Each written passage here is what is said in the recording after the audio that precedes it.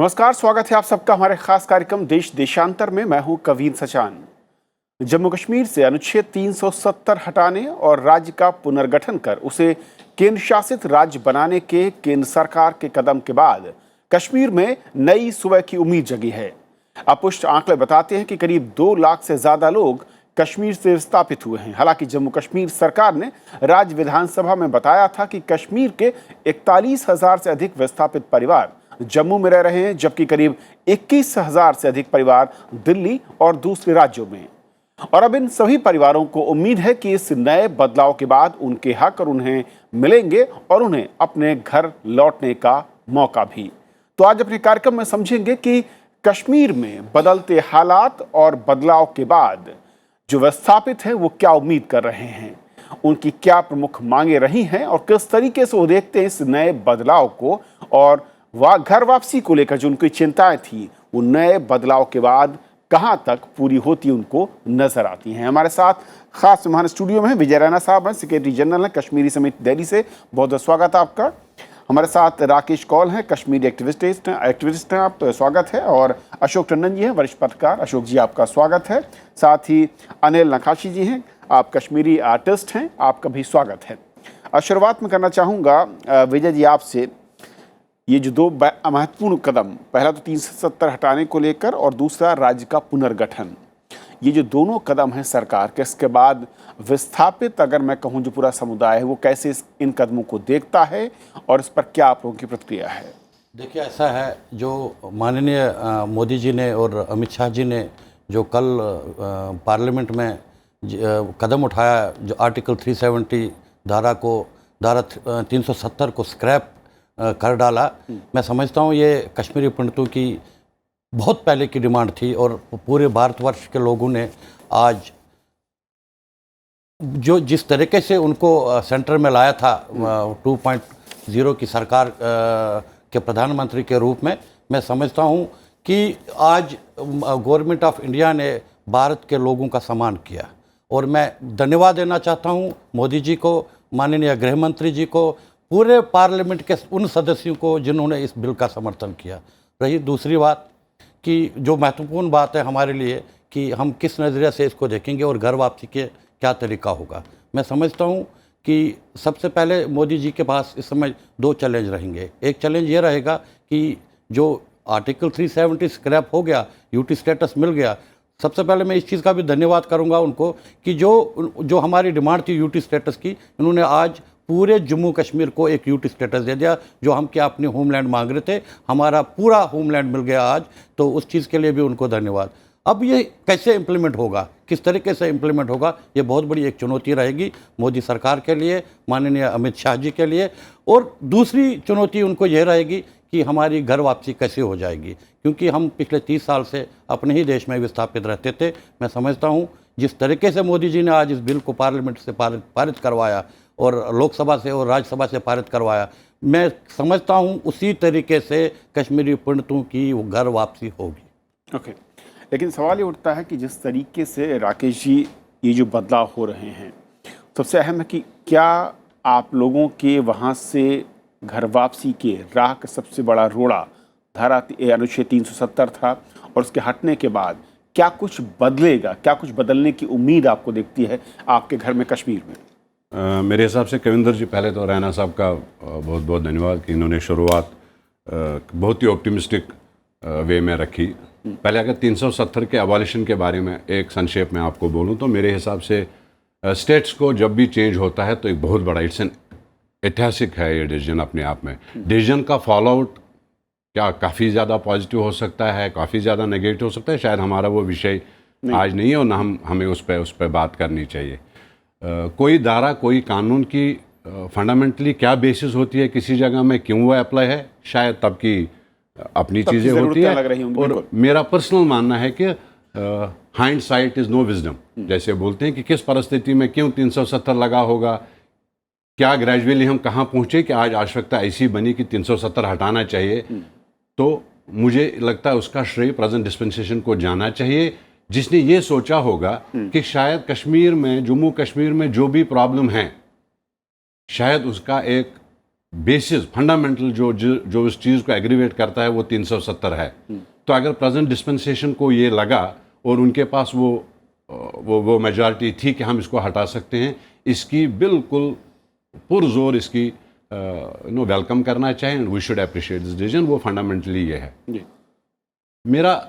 उससे पहले एक प्रिल्यूड में 1 मिनट जो मैं संक्षेप में लेना चाहता हूँ विजय जी से, अशोक जी से, जो मैं कहना चाहता हूँ कि मेजॉरिटेरियन अप्रोच आप कभी भी देख लीजिए, हिस्ट्री ऑफ वर्ल्ड की उठा के लिख लीजिए, रिलीजन मेजॉरिटिज्म किसी जगह आए, डेमोग्राफिक मेजॉरिटिज्म किसी जगह आए, पॉलिटिकल मेजॉरिटिज्म किसी जगह आए, उनका इमीडिएट फॉल आउट है atrocity on the other part.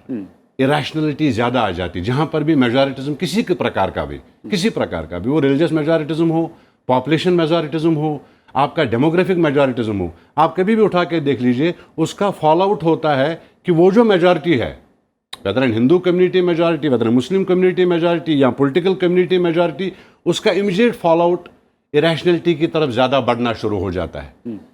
मैं पर्सनली मैं आशा ये करता हूँ, मैं अगर 370 से एक्सट्रीमिज़म कश्मीर में हुआ तो उसका अगर कोई भुगत बोगी तो वो आपके सामने बैठा है। मैं बीएससी फर्स्ट ईयर में था, बीएससी फर्स्ट ईयर में था, तो मुझे अपने जे के स्टेट में हमारे लिए कॉलेज नहीं थे।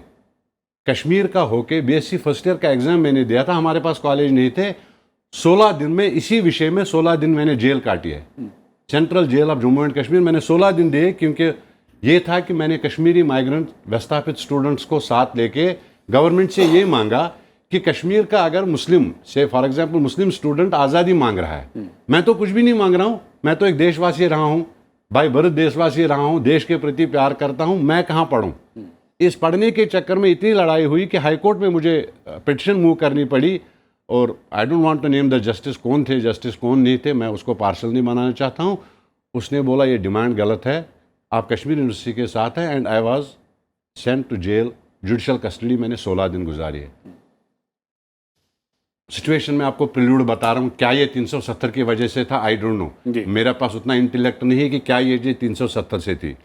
मेरा ज़रूर एक चीज़ मानना है कि मेजॉरिटेरियन फॉल आउट को रैशनलाइज करना बहुत ही ज़रूरी चीज़ होता है किसी भी डिस्पेंसेशन के लिए। और अगर प्रेजेंट गवर्नमेंट को ये लगा कि इसको रैशनलाइज करने का ये एक तरीका है तो ये अद्भुत है एंड बहुत ही सराहनीय है। एक वर्ड ऑफ काशन जो मैं ज़रूर देना चाहता हूँ एज एन कश्मीरी, क्योंकि हम उस जगह के रहने वाले हैं, विजय जी शायद इससे इत्फाक रखेंगे, मेरी दिल से रिक्वेस्ट ये रहेगी कि मैं इसको प्रोजेक्ट ये ना करूँ कि ये मेरी जीत है और आपकी हार है।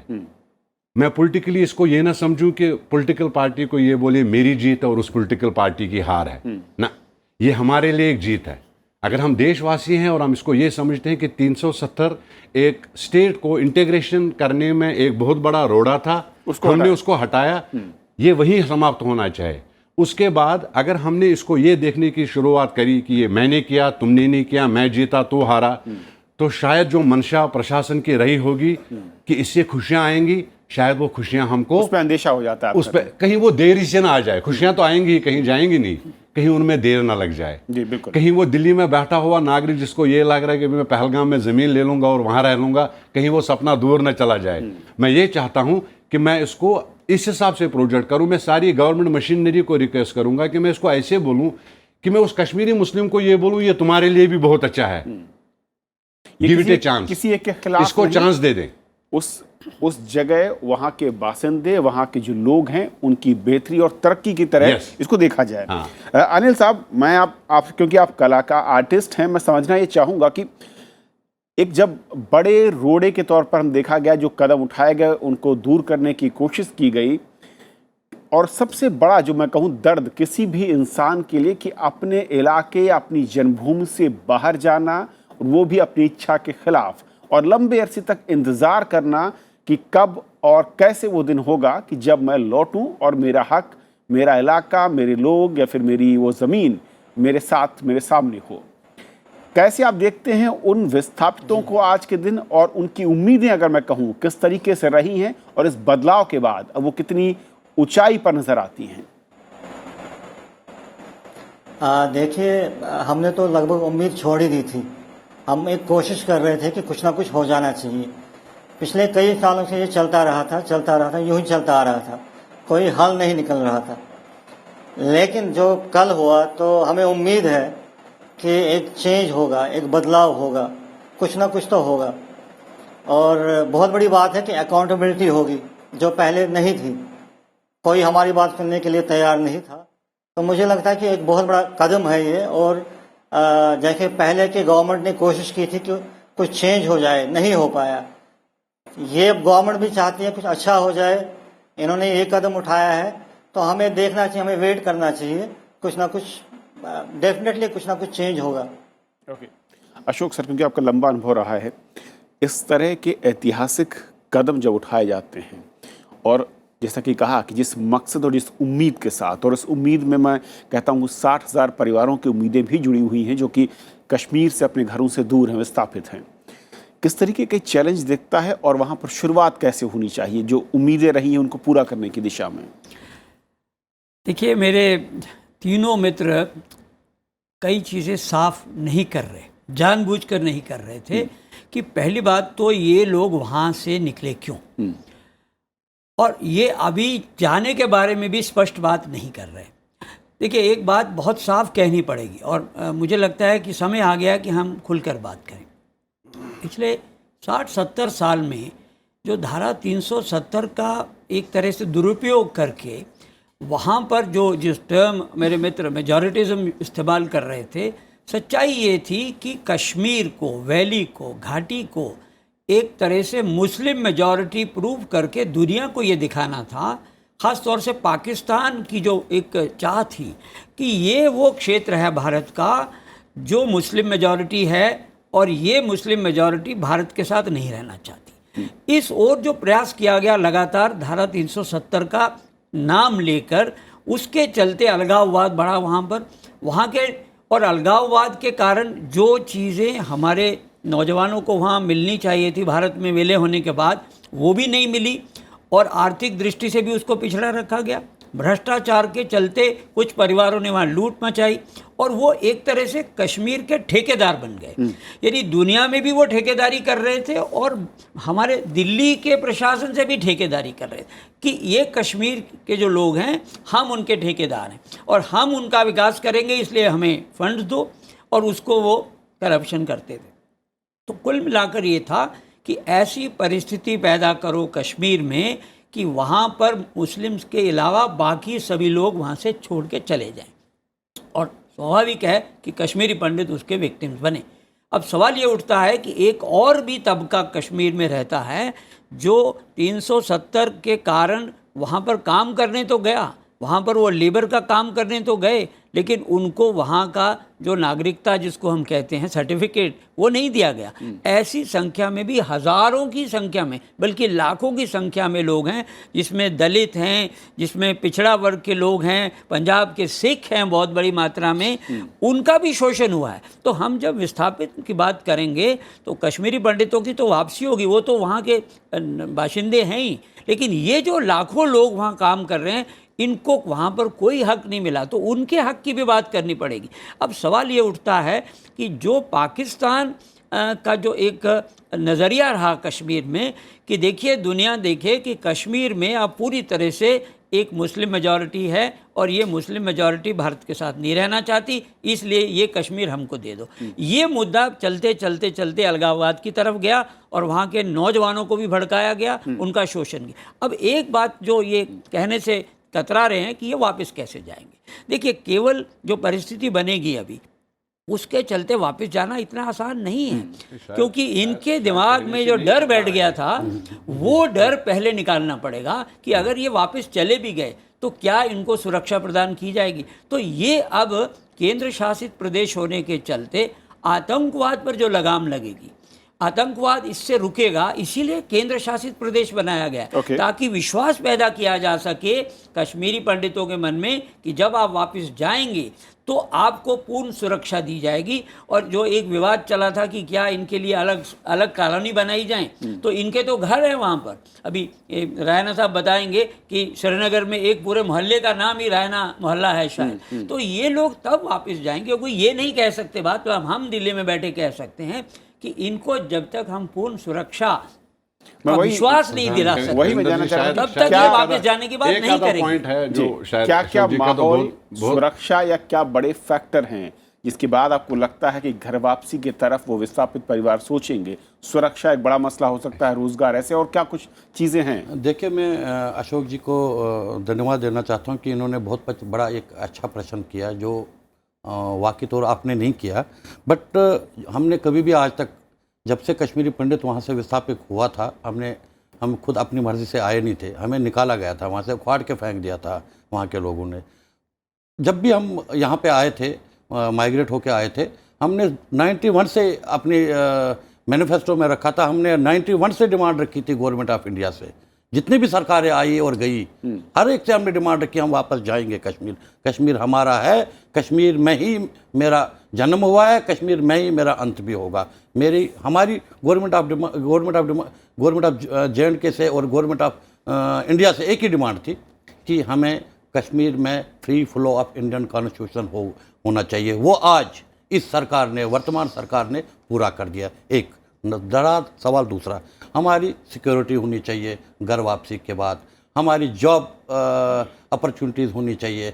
वहाँ पे मुझे यहाँ से लिया जाएगा और वहाँ पे बंद कमरे में रखेंगे, ये तो कोई सेटिस्फैक्शन नहीं। मेरी प्रॉपर्टी है वहाँ पे, हमारे जितनी भी प्रॉपर्टी है वहाँ पे सारी लोगों ने खा रखी है, स्क्रैप हो रखी है हमारी प्रॉपर्टी, मकान जलाए गए, इंकरेजमेंट है, वो वापस चाहिए। मैं समझता हूँ आदरणीय मोदी जी और अमित शाह जी इसके ऊपर काम कर रहे हैं और इनके पास कुछ न कुछ इसका सोल्यूशन मिलेगा। अगर आज नहीं तो फिर कभी नहीं, इनके पास इसका सोल्यूशन मिलेगा। जिस तरीके से इन्होंने आज के डेट में बिल पारित कराया, इसी तरीके से गवर्नमेंट ऑफ इंडिया ने वचन किया था। मैं समझता हूँ मोदी जी ने हर दोनों बार जब इलेक्शन लड़े थे तो इन्होंने मैनिफेस्टो में रखा था कि कश्मीरी पंडितों का पुनर्वास। मैं समझता हूँ पुनर्वास बहुत अच्छी तरीके से होगा और कश्मीरी पंडितों को कॉन्फिडेंस में लेने के बाद होगा। राकेश जी, जो आप पहले बात करते हैं उसको थोड़ा सा और आगे ले जाना चाहूँगा। जो कविंदर जी, थोड़ा सा एक दो इंटरप्शन करूँगा। एक तो क्योंकि हिस्ट्री और काफ़ी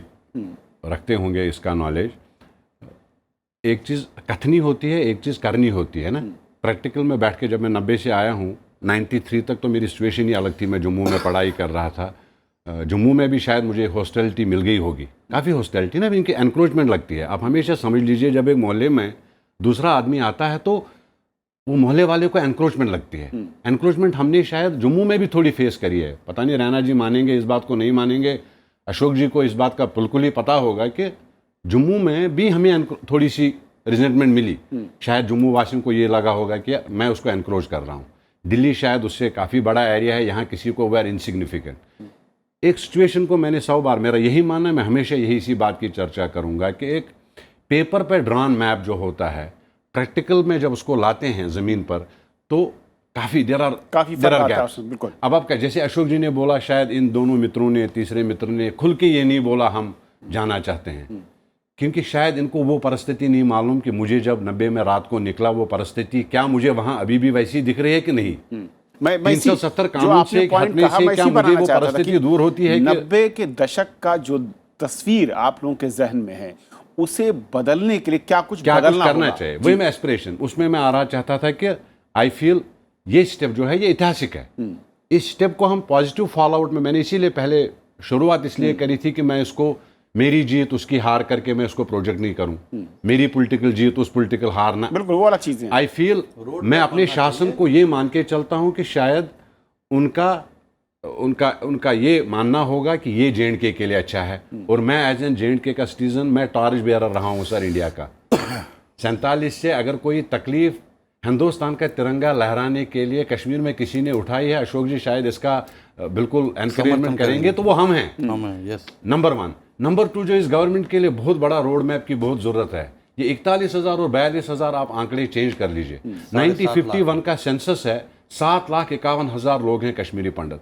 तो पहले इस गवर्नमेंट के लिए सबसे बड़ी, जो प्रेजेंट डिस्पेंसेशन की सबसे बड़ी ज़रूरत है, पहले वो 7,51,000 ढूंढे।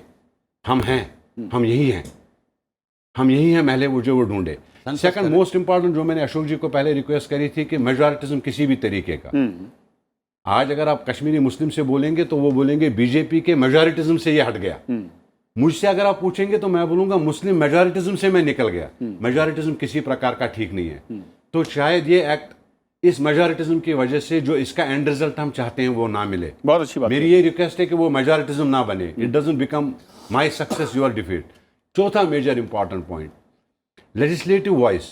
मैं राणा साहब को 6 साल से ये बोल रहा हूँ। अभी 1-2 संगठन हमारे, क्योंकि हमारे में लीडरशिप की बहुत कमी है, हम लोग सारे ही लीडर हैं, हम लोग बहुत इंटेलेक्चुअल हैं, हम बहुत पढ़े लिखे हैं। गरीब आप देखेंगे नहीं, कश्मीरी माइग्रेंट, हमारे खिलाफ एक FIR नहीं है, हमारे खिलाफ कोई बलात्कारी नहीं है, नो केस, हमने किसी का कत्ल नहीं किया है। किताब आप कोने में देखेंगे, मैं आपको वर्ल्ड हिस्ट्री बताऊंगा। किसी भी कश्मीरी पंडित साहब पूछेंगे, वो आपको बोलेगा ट्रंप जीतेगा कि नहीं, क्या हो जाएगा वहां। लेजिस्लेटिव वॉइस, अगर छोटे से राज्य में, अगर नागालैंड में 4 लाख लोगों को लेजिस्लेटिव वॉइस मिल सकती है, अगर गोवा में जब पॉपुलेशन बन गई थी उनको लेजिस्लेटिव वॉइस मिल सकती है, अगर लद्दाख में लेजिस्लेटिव वॉइस मिल सकती है, तो 7.5 लाख लोगों का, मैंने आदरणीय प्रधानमंत्री जी को मेल भी ये लिखा है, ट्वीट भी किया था और 4 पेज की लेटर भी लिखी थी। क्या 7.5 लाख लोगों को रिप्रेजेंट करने के लिए 10 साल में इस गवर्नमेंट ने, या 65 साल में पुरानी गवर्नमेंट ने, या अटल बिहारी जी की गवर्नमेंट ने कभी किसी पार्लियामेंट में इस मुद्दे को ये उठाया किसी ने कि इन 7.5 लाख लोगों का who is representing them politically, मेरी पॉलिटिकली कौन रिप्रेजेंट कर रहा है या वहाँ की मुझे, विधानसभा इसलिए में। मुझसे कोई पूछता नहीं। आप कभी हिस्ट्री देख लीजिए, 47 से मुझसे कभी किसी ने पूछा ही नहीं। जबकि कश्मीर, जब आप आर्कियोलॉजिकल में जाएंगे पुराने, कश्यप ऋषि इसका नाम है, कश्मीर है ये, कश्मीर कश्यप ऋषि की है ये जगह।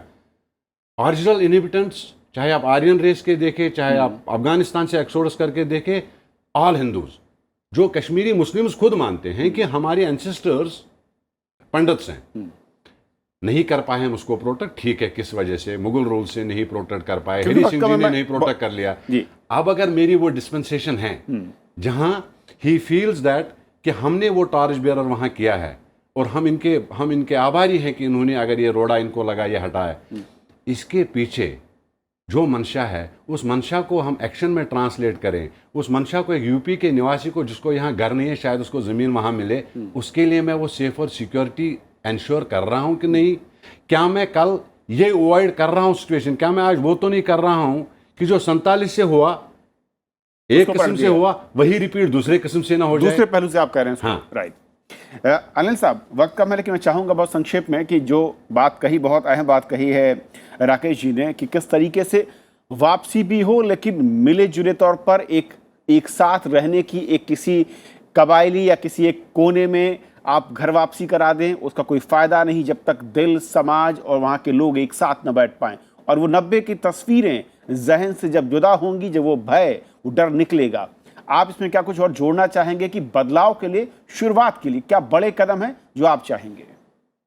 देखिए, जो मुझे लगता है कि रिश्ते में जहां गांठ पड़ी थी, वो बहुत मुद्दा, जो फंडामेंटल बात है कि हम कह रहे हैं कि हमको वहां से निकाला गया, उन्होंने जगमोहन के ऊपर ब्लेम डाल दिया, जो कि झूठ है ना। वो ये मानने के लिए तैयार है और हमारे साथ तो बीती है।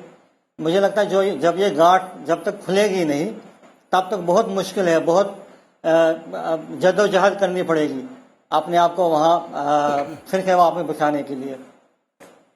ओके, अशोक सर, बहुत संक्षिप्त है कि हम अगर पिछली बातों को याद करते रहेंगे, जख्म हरे होते रहेंगे। एक नई शुरुआत के लिए ज़रूरी है कि पिछले, हम भले हो कितनी भयावह डरावनी यादें हों, उनको किनारे कर कर फिर एक साथ खड़े होकर वापसी की बात करें, उस माहौल को बदलने की बात हो। देखिए, अंदर का माहौल बदलना तो वहाँ के आवाम और लोगों के हाथ में है। लेकिन अगर पाकिस्तान से जो पिछले 70 साल से ये जो प्रॉक्सी वार चलती रही, जिसके चलते वहाँ के नौजवानों को बरगलाया गया और उनको अलगाववाद की तरफ कहा गया, वो जो अब तक रोकना है, तो उसके लिए मेरा मानना है कि इस कदम से आतंकवाद पर एक इतनी ज़बरदस्त लगाम लगने वाली है। और मैं ये विश्वास दिला सकता हूँ दिल्ली में बैठा हुआ कश्मीरी भाइयों को कि अब आपको आतंकवाद वाले फ्रंट पर एक बहुत बड़ा बदलाव दिखाई देगा। और जब पाकिस्तान की तरफ से ये सब चीज़ें रुकेंगी और हमारी सेना और हमारे सुरक्षा बल इसमें सक्षम हैं, तो धीरे धीरे वहाँ के जो स्थानीय लोग हैं, देखिए स्थानीय लोगों में उतना वैर नहीं है, ये लोग भी मानेंगे, लेकिन क्योंकि परिस्थिति ऐसी बना दी गई, तो धीरे धीरे सबसे पहले तो सीमा पार से जो आतंकवाद है, अगर वो रुकता है, पाकिस्तान की ओर से घुसपैठ रुकती है जो हमारी सुरक्षा बल करेंगे, तो जो भारत के अंदर, कश्मीर के अंदर से नौजवान एक तरह से भटक गए थे, उनको वापस लाने के लिए भी, जिसके लिए हम एक शब्द का इस्तेमाल करते हैं हीलिंग टच, उनको भी अपने साथ वापस लाना पड़ेगा और धीरे धीरे परिस्थिति बदलेगी। और जब वहाँ पर एक वातावरण बनेगा कि जिसमें विकास हो रहा है, वहाँ पर नौकरियाँ हैं और हमारे जो भटके हुए नौजवान हैं वो वापस आ रहे हैं, तो वो खुद चाहेंगे कि कश्मीरी भाई वापस आएँ। तो मुझे लगता है कि सरकार किसी तरह से कश्मीरी विस्थापितों को वहाँ पर ज़बरदस्ती नहीं भेज सकती, लेकिन परिस्थितियाँ धीरे धीरे बदलेंगी। जैसे हमने कहा कि हमने पिछले 70 साल में हमने परिस्थितियों को बिगड़ने दिया। आज हमने ब्रेक लगाई है और रिवर्स गियर लगा है। तो जब रिवर्स गियर लगेगा तो परिस्थितियां बदलेंगी और बहुत जल्दी बदलेंगी। लेकिन बहुत कश्मीरी माइग्रेंट कम्युनिटी ऐसी है, जबरदस्ती आप कर ही नहीं सकेंगे। मैं आपको इंटरनल सर्कल्स की बात बोल रहा हूँ, मैं आपको इंटरनल सर्कल्स, सेल्फ रिलायंट जिसको बोलते हैं ना, सेल्फ रिलायंट कम्युनिटी, वो एक सेल्फ रिलायंट कम्युनिटी है। मैं सिर्फ अशोक जी से सिर्फ एक रिक्वेस्ट ये करना चाहूँगा, जिसको रहना है ना, जिसको मोहल्ले में रहना, आप समझ लीजिए, हमारा बाई नेचर, जैसे आप जानेंगे ना, हमें बाई नेचर हमारा ये है कि जैसे फ्लोट हुआ था बीच में आइडिया जी, मोहल्ला बनेगा, 5 लाख लोग उसमें रहेंगे, अपोजिशन उसको कोई कर रहा होगा तो वो कश्मीरी होगा, क्योंकि मुझे मालूम है कि प्रैक्टिकली वो वास्तविकता में मैं कर ही नहीं सकता। नहीं, बिल्कुल। मैं इसीलिए जो आपने पहले बात की मैं उसी के साथ खत्म करना चाहूंगा कि जिस तरीके से एक पॉइंट और ये एंश्योर कौन करेगा जब रैना जी वापस जाएंगे।